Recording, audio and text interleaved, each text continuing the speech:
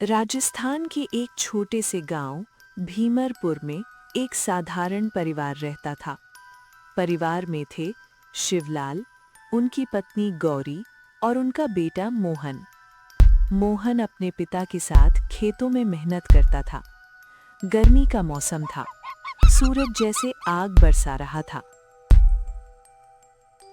बाबा, आज तो बहुत गर्मी है, सांस भी नहीं ली जा रही। हाँ बेटा, चल उस नीम के पेड़ के नीचे थोड़ा आराम कर लेते हैं।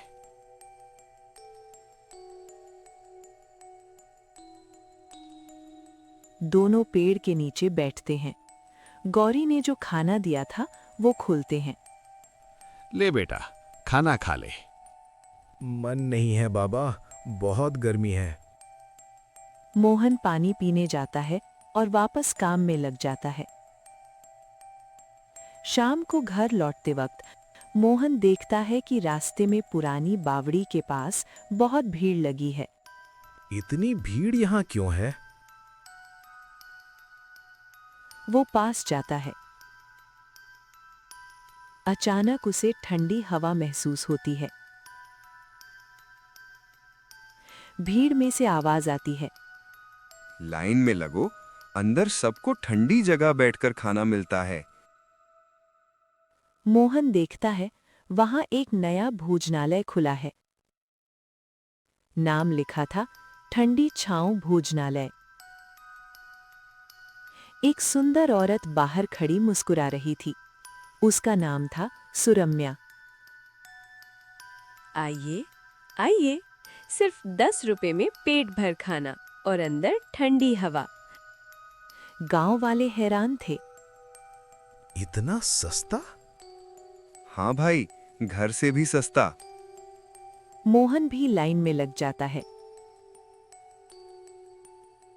अंदर जाते ही सबका पसीना सूख जाता है। चारों तरफ ठंडक, लेकिन कहीं पंखा नहीं, कहीं बिजली नहीं।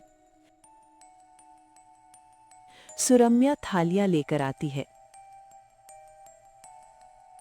खाइए, जितना चाहे खाइए। मोहन खाना खाता है। स्वाद बहुत लाजवाब। कुछ दिनों तक गांव वाले रोज उसी भोजनालय का खाना खाने लगते हैं। फिर एक रात माँ, पेट में बहुत दर्द हो रहा है। गौरी और शिवलाल उसे वैद्य के पास ले जाते हैं। लेकिन वहां पहले से कई लोग पेट दर्द से तड़प रहे थे। उसी रात भोजनालय में सुरम्या का चेहरा बदल जाता है। आंखें लाल, दांत नुकीले। धीरे धीरे पूरा गांव मेरी जादुई जड़ी बूटी से बीमार होगा, फिर उनकी जीवन शक्ति मेरी हो जाएगी। वो कोई साधारण औरत नहीं, बल्कि एक प्राचीन पिशाचिनी थी, जिसे गर्मी और सूखे में लोगों की ताकत चूसने की शक्ति मिलती थी। अगले दिन गांव में एक संत आते हैं।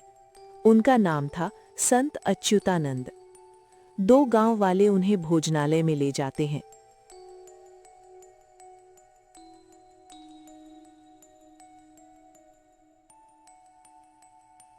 संत अंदर जाते ही ये ठंडक प्राकृतिक नहीं है, यहाँ तंत्र की गंध है। सुरम्या खाना लाती है। संत चुपके से एक रोटी अपने झोले में रख लेते हैं। संत गांव वालों को बुलाते हैं। तुम लोग समझ नहीं पाए, सस्ता खाना कभी मुफ्त नहीं होता। वे उस रोटी को अग्नि में डालते हैं, मंत्र पढ़ते हैं। ओम हीम चुलीम प्लिम भट्ट, ओम हीम चुलीम प्लिम भट्ट, ओम हीम चुलीम प्लिम भट्ट। जैसे ही रोटी अग्नि में जलती है, उधर भोजनालय में आग की लपटें उठने लगती हैं। सुरम्या अपने असली राक्षसी रूप में बाहर आती है। मेरी शक्ति को कोई खत्म नहीं कर सकता। संत मंत्र पढ़ते रहते हैं। डरो मत, इसकी शक्तियां इस भोजनालय के बाहर काम नहीं करती। गांव वाले हिम्मत करके पत्थर उठाते हैं।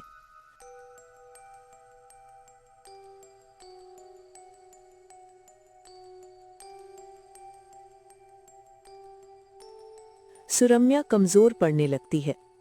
आखिरकार वो जलने लगती है और धीरे धीरे गायब हो जाती है। जैसे ही उसकी शक्ति खत्म होती है, गांव के सभी बीमार लोग धीरे धीरे ठीक होने लगते हैं। अगले दिन बारिश होती है, गर्मी कम हो जाती है, गांव में फिर से खुशहाली लौट आती है।